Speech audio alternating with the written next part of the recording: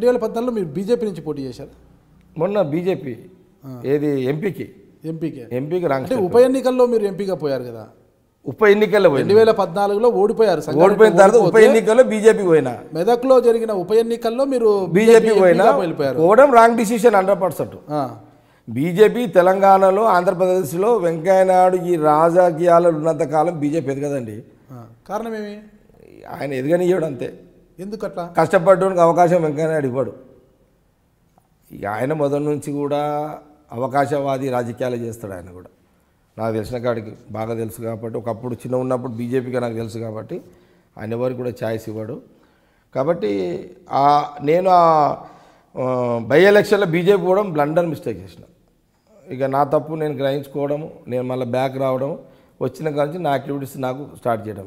ఇంకోటి మీరు అడిగారు టీఆర్ఎస్ మొదటి ఏంటంటే కేసీఆర్ అయినా హరీష్ రావు అయినా అసలు నన్ను అలా ఆహ్వానించరు. వాళ్ళు నా మైండ్ వాళ్ళకి తెలుసు.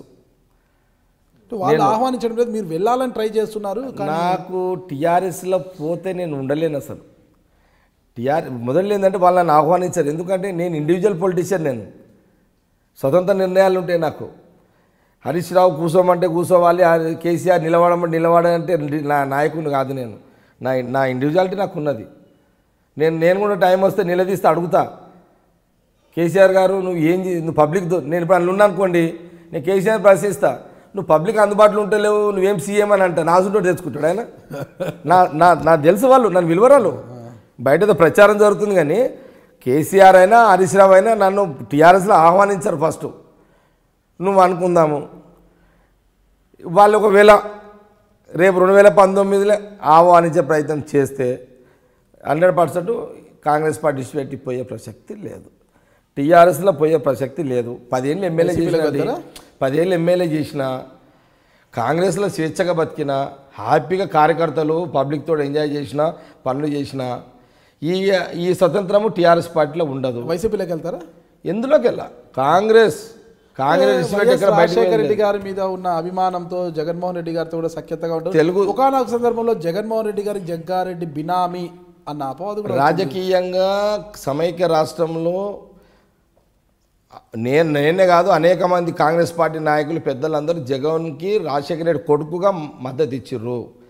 కానీ ఇప్పుడు సపరేట్ తెలంగాణలో ఇక్కడ తెలుగుదేశం లేదు, వైఎస్ఆర్సీపీ పార్టీ లేదు కాబట్టి ఆ రెండు పార్టీలకు తెలంగాణలో అవకాశం లేదు. ఇక్కడ కాంగ్రెసే ఉంటుంది, టీఆర్ఎస్ మధ్యలో గొడవలు నడుస్తాయి. ఇది రాజకీయంగా ముందుకెళ్తుంది. కాబట్టి ఏది ఏమైనా సరే నా పర్సనల్ డిసిషన్, నా ఒపీనియన్, కాంగ్రెస్ పార్టీని విడిచిపెట్టే ప్రసక్తి లేదు. కాంగ్రెస్ పార్టీలో ఇంత స్వతంత్రం టీఆర్ఎస్లో ఉండదు. ఇక్కడ ముఖ్యమంత్రి ఉంటే మేము ఎమ్మెల్యేలు ఏదంటే అది అడిగే అవకాశం ఉంటుంది.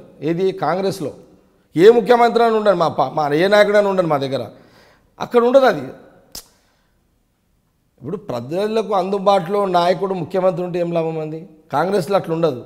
కాంగ్రెస్లో ముఖ్యమంత్రులు ఎవరున్నా కూడా ఎమ్మెల్యేలకు కానీ ఎంపీలకు కానీ మంత్రులకు అందుబాటులో ఉండి ప్రజల సమస్యలు పరిష్కరించే దాంట్లో ఒక పాత్ర డెమోక్రసీ పద్ధతిలో ఉంటుంది. కాబట్టి కాంగ్రెస్ పార్టీ కంటే మించిన పార్టీ టీఆర్ఎస్ కాదు.